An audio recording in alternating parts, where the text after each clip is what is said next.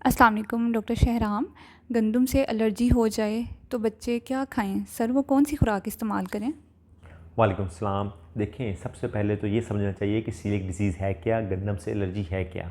Basically गंदम से allergy में एक ख़ास किस्म का मादा होता है जो जिस्म के अंदर जाता है, जिसे ग्लूटन कहते हैं, जो आंतड़ियों में हज़म नहीं होता, जिसकी वजह से वो उसमें सोजिश कर देता है, जिसकी वजह से बच्चे को मसले मसाइल आना शुरू हो जाते हैं। यूजुअली ये स्टार्ट तब होता है जब हम वीनिंग स्टार्ट करते हैं। वीनिंग 6 माह के बाद ये होता है कि हम बच्चों को दूध के अलावा दूसरी चीज़ें शुरू कर देते हैं देना, लेकिन ये ज़रूरी नहीं होता कि हर बच्चे को ये मसले मसाइल हों।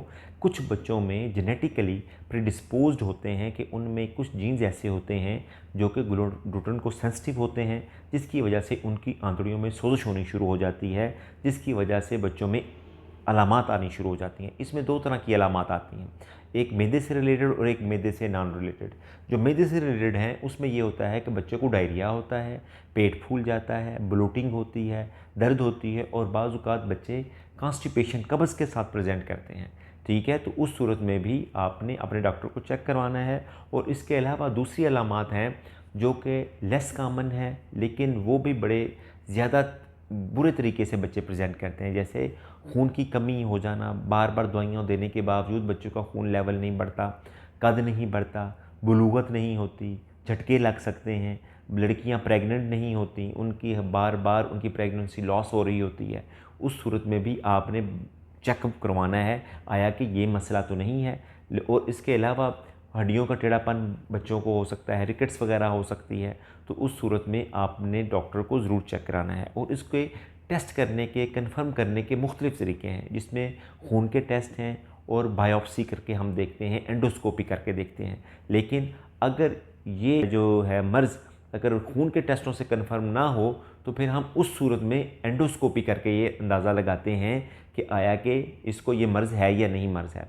और इसका एक वाहद इलाज जो है वो है ग्लूटेन फ्री डाइट। गंदम और गंदम से बनी हुई चीज़ें ना देना। और गंदम में ग्लूटेन होता है और इसके अलावा भी कोई ऐसी चीज़ें हैं जिसमें ग्लूटेन होता है, जैसे कि जौ, बाजरा और भी कोई चीज़ें हैं जिसमें गंदम से रिलेटेड ग्लूटेन मौजूद होता है। तो ऐसी चीज़ें आपने बच्चों को नहीं देनी, ग्लूटेन फ्री डाइट देनी है। और उसमें ये हम कहते हैं कि ग्लूटेन फ्री आटा मार्केट्स में अवेलेबल है, और मकई का आटा आप यूज़ कर सकते हैं, बाजरे का आटा आप यूज़ कर सकते हैं, और चावल, आलू, दलिया, अंडा, केला, फ्रूट्स, ये चीज़ें सारी आप बच्चे को दे सकते हैं।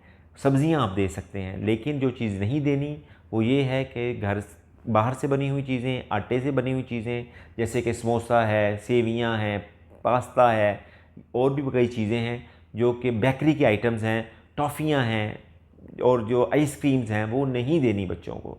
और कोशिश ये करनी है घर में बनी हुई चीज़ें आप दें। और अगर आप बाज़ार से कोई चीज़ लेने के लिए जाएं तो उसमें पहले पढ़ लें या पूछें उससे कि जी ये ग्लूटेन फ्री है या नहीं।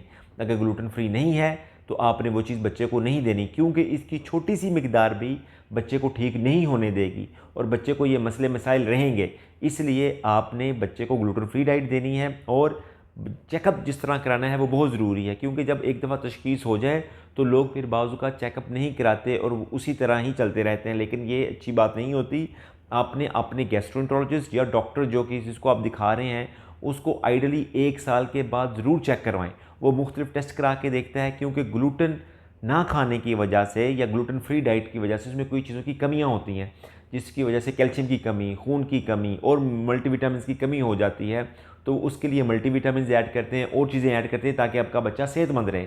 तो उस सूरत में भी आपने बच्चे को ज़रूर चेक कराना है, लेकिन 1 साल से पहले भी अगर कोई मसला हो तो आपने डॉक्टर को ज़रूर चेक करवाना है। और इसके साथ दूसरी बीमारियां भी हो सकती हैं, लेकिन ये ज़रूरी नहीं है कि उसके साथ ज़रूर होंगी, ये हो सकती हैं, जैसे कि शुगर का मसला हो सकता है, थायराइड का मसला हो सकता है, जिगर का मसला हो सकता है, क्योंकि ये एक ऑटोइम्यून डिजीज़ है।